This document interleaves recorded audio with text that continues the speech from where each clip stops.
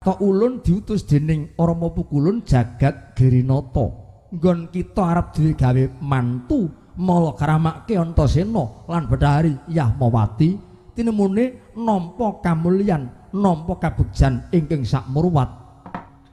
Dianggep aneh lan nyolomadi agek pisan iki menungsa kok arep duwe bojo widodari. Menungsa kok arep bebesanan karo dewa. Mula keparengi Rama Pukulun Antasena ditimbali munggah ana kayangan Suralaya bakal didhawuhke nanging sing mengkoni sing ndhawuhke Rama Pukulun jagat Girinata nganggo cara kadewatan.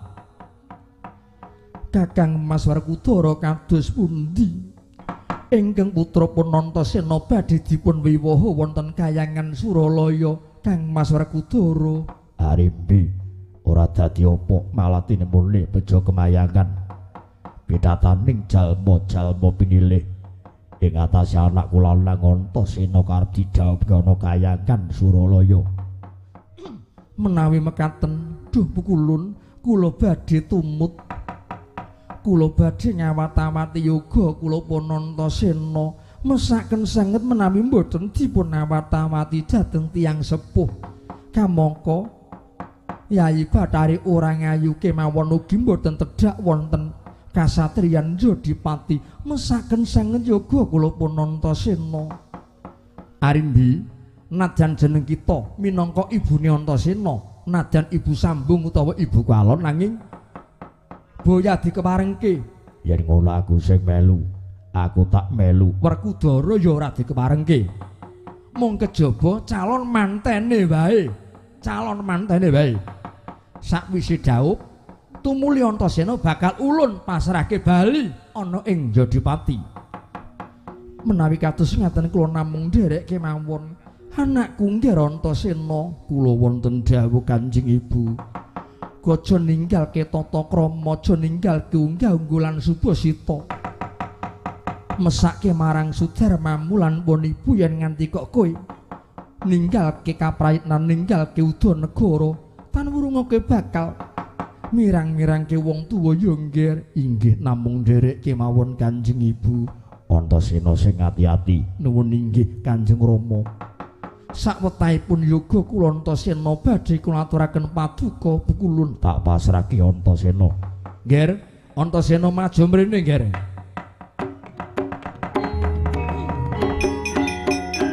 Yang longeng gadong melengkung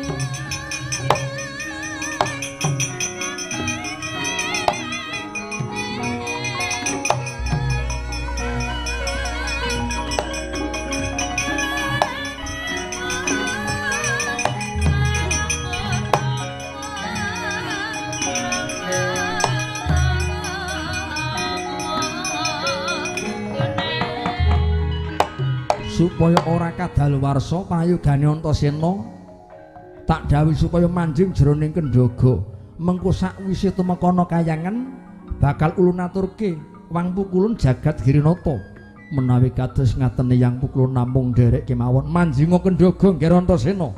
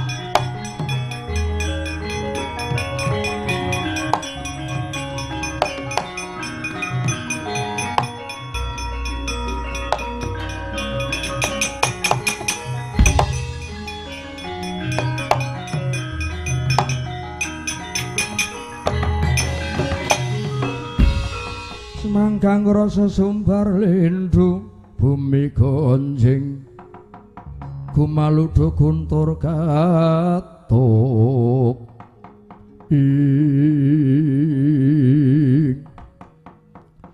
kadangipun Kakang Dimas Werkudara lan Yayi Arimbi praptakono kasatriyan Jodipati sakperlu bakal melu nying kuyung lan melu mahargya nggonmu bakal mala kramake yogamu Antasena. Dimas Werkudara Yayi Arimbi tak suwun kanthi banget maragake kowe paringa dawuh aja jigo perkewuh sebab sing arep duwe gawe iku ora bisa ditindakke dhewe mung kejaba tansah samat sinamadan daya dinayan mestine tangga teparos anak sedulur sing bakal melu cawe-cawe mula diarani duwe gawe padha karo makutra makutem aku dhedheran aja wiga-wiga haringa maragake kowe paringa dawuh aku dipasare apa Dimas Werkudara lan Yayi Arimbi. Kadangipun Kakang Yayi Werkudara lan Yayi Arimbi jumbuk lawan ature Petruk kanthong bolong kang diutus Dimas Werkudara nalika mau ngarep pun Kakang dipasrahi Purbalan Masesa calon penganten lanang yaiku anakmu si Antasena nggone arep dhaup nganggo cara apa lan panggih penganten ngalor apa ngidul nganggo cara kepiye nggone panggih jam pira seranane apa wae kowe pasrah kelawan pun Kakang mula Dimas Werkudara lan Yayi Arimbi. Tumuling sak mengko pun Kakang bakal sajarwa aku bakal paring sesora paring beboreh tumrap yogaku Antasena kinarya sangu nggone bakal gebyur ing madyaning bebrayan agung lelangen samudraning asmara silem palimunan. Nuwun inggih Kang Mas Werkudara kula dipun dawuhi menapa kula namung nderek kemawon. Dimas Werkudara Yayi Arimbi kok mung padha meneng wae kepiye Dimas Werkudara? Arimbi piye? Duh Kang Mas Werkudara monggo tumuli paduka kula aturi paring pertelan dhateng Koko Prabu Puntadewa lan Koko Prabu Ndarawati. Aku ora tegel. Aku ora tega prayogane Arimbi wae kowe sing kandha, kowe sing matur Arimbi. Nyuwun pangapunten Dusi nuwun. Pepundhen kula sedayanipun Koko Prabu Punta lan Koko Prabu Ndarawati. Apa dene kadangku Dimas Arjuna kawuning ana katemben kemawon kasatriyan Jodipati wonten tamu inggih menika pukulun Bathara Brama midherek pangandikanipun pukulun Bathara Brama yoga kula pun Antasena dipun boyong wonten kayangan Suralaya badhe dipun wiwaha dipun dhaupaken dening Hyang Pukulun Jagat Girinata satemayoga kula pun Antasena kula pasrahaken pukulun Bathara Brama Koko Prabu.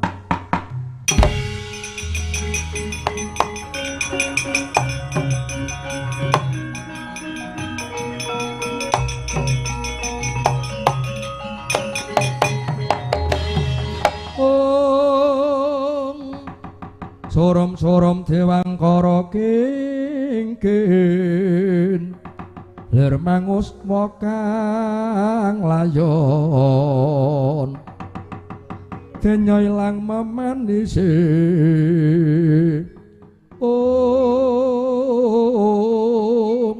wadananira layung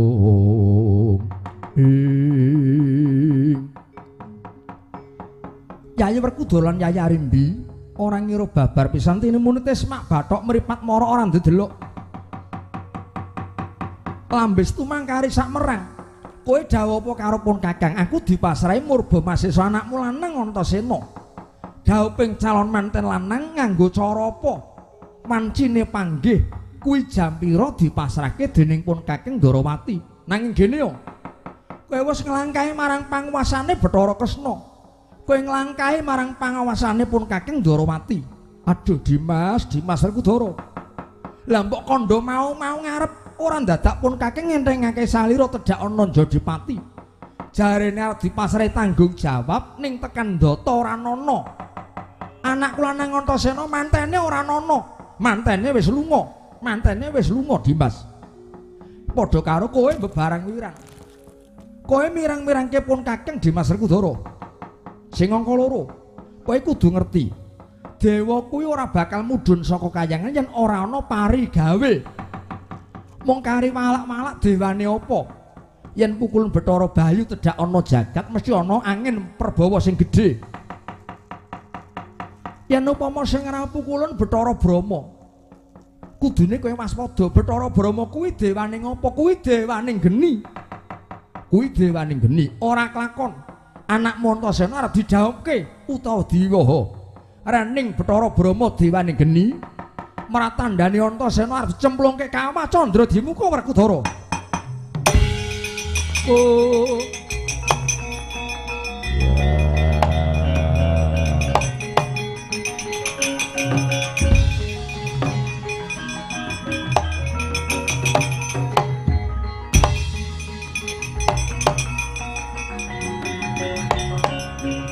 Kakang Mas Werkudara kados pundi?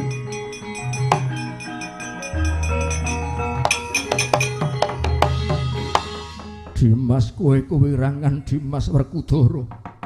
Kowe wis gawe tratak rambat songsong gilap. Kowe nimbali sanak sedulur tangga teparu supaya ngumpulana papan kene. Sedelok meneh wanci plethek ing surya kowe ndhawuhi anakmu lanang ning mantene wis ora ana. Mboten namung paduka kula giwirangan Kang Mas Werkudara. Menawi kula dipun dawuhi maesi calon manten kakung nyatanipun anak kula Antasena mboten wonten. Kowe kuwirangan Werkudara. Kowe kuwirangan.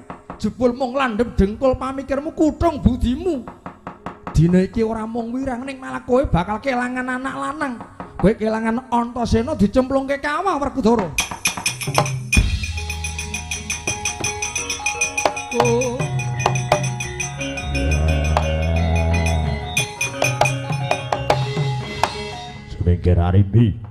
Semengger arimbi mula-mula kaki dewa. Mula-mula kaki dewa. Yen nganti anakku lanang Antasena cemplungke Kawah obrak-abrik kayangan.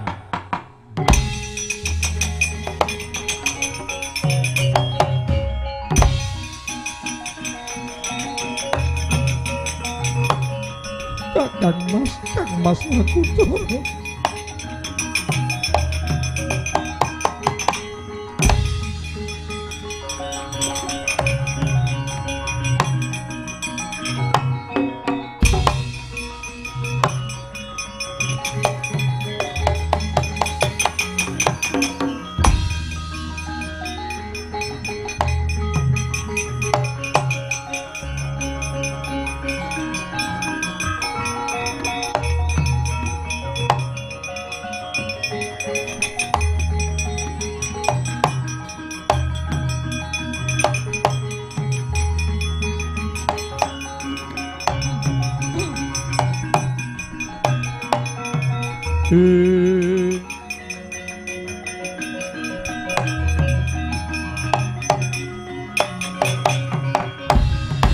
Narayana semu bang iwang aruna kadinetraning nganggo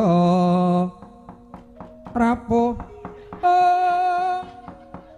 sadaning kukila ringkaning goro saketer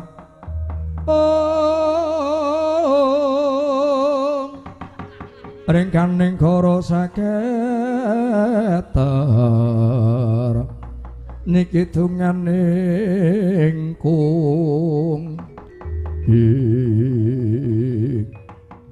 nyadung dawuh kula waji kowe aja bingung Gatotkaca nggih satria iki kudu sing jejeg kuku bako aja elelu nggih mbok bilih kirang pamireng kula nyuwun pangapunten ora kok kurang pamirengmu mergo kowe ora duweni adeg-adeg mula bingung ya melu kene ya melu kono nggih ingkang baken sampun cocok saiki wis bener saiki nggih nyambut dawuhipun nungka tindake pukulan Bathara Brahma adimu Antasena arep dicemplungke Kawah Candra Dimuka Gatotkaca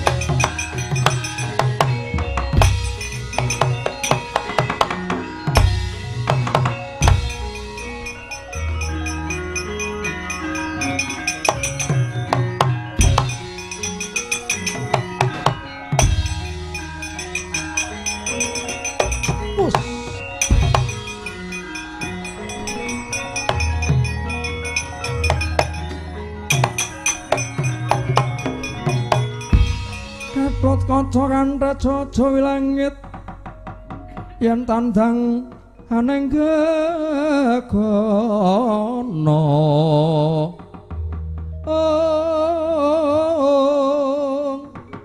miber-miber mancal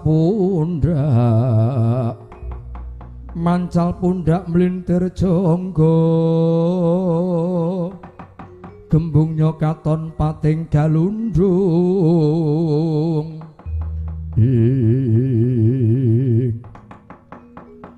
Gatotkaca ngendhek marang laku ulun.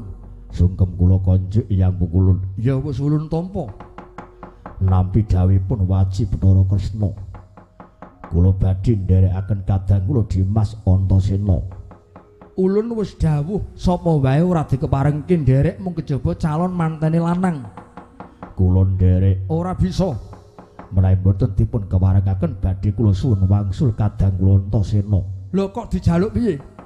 Wong arep dijawabke kok dijaluk. Kantun maringaken menapa boten? Boten badhe dipun dhawuhaken ning malah kepara badhe dipun cemplungaken kawah Candra Dimuka. Mbuh ora weruh. Sing baku Gatotkaca jawani karo dewa. Kepareng kula suwun yen boten dipun ulungaken badhe kula rudra paripeksa. Wah, tak damu lakon dadi awu saurung.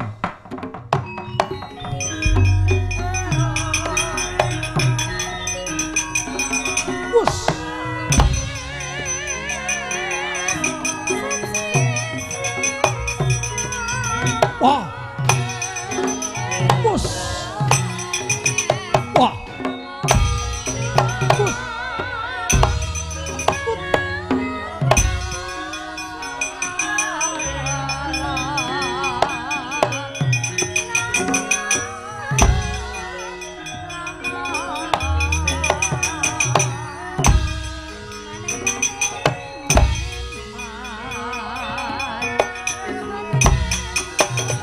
Idoni.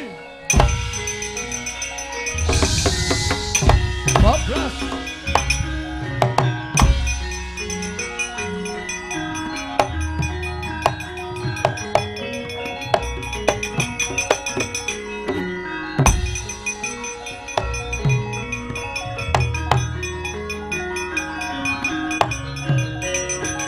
Suara.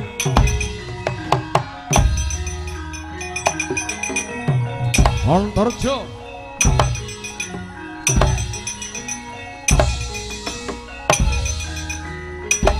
Kamu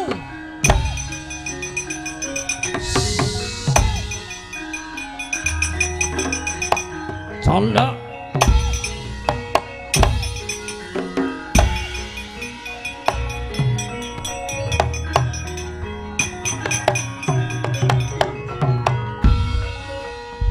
Mung Werkudara Gatotkaca Antarja bocah nom ning padha bodho landhep dengkul pamikire kuthung budine ya ngono kuwi bocah nom nek keset mula ora ngerti karo semu ora ngerti karo saloka lha apa tumun wong didhawuhke kok ning kayangan mongko sing mengkoni Rama Pukulun jagat Girinata Werkudara Gatotkaca Antarja bodho kabeh he Pandhawa aja alok kelangan Antasena ulun cemplungke kawah Candra Dimuka.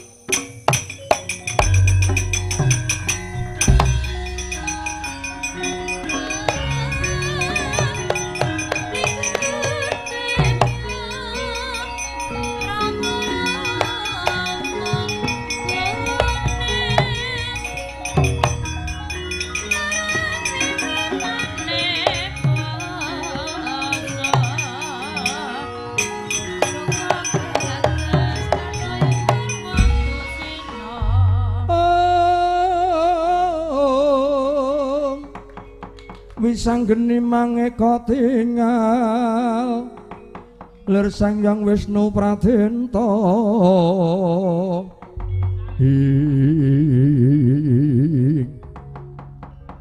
jagate geger jagate horeg sebab pakartine wong sing ning dhuwur padha nyekel pangwasa menceng lakune nalisir saka garising kautaman mura ora mung kaliyan ana wong gedhe diwaneni karo wong ngisor ana wong gedhe sing nyekel derajat pangkat nyekel pangwasa diwaneni karo wong cilik mergo le ngecake pemerintahan kuwi lakune ora bener, lakune menggok nyilakake nindes wong cilik. Nampa dawuh pengendikane Kaki Bathara Wenang. Raning ana lakon Nyolomadi, Kakang Antasena dicemplungke jroning Kawah Candra-Dimuka. Aku didhawuhi supaya ngenteni tibane Kakang Antasena, Kawah Candra-Dimuka wis digelari, babute Kaki padha menang.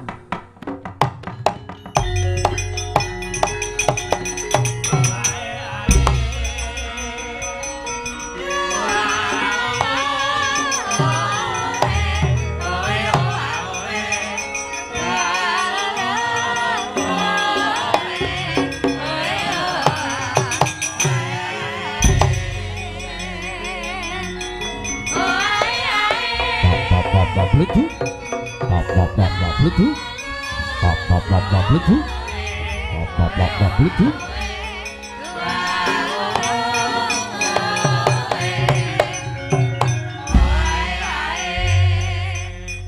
Antasena, ya mung kari detik iki, mung kari wektu iki nggon kita urip ana jagat gumelar.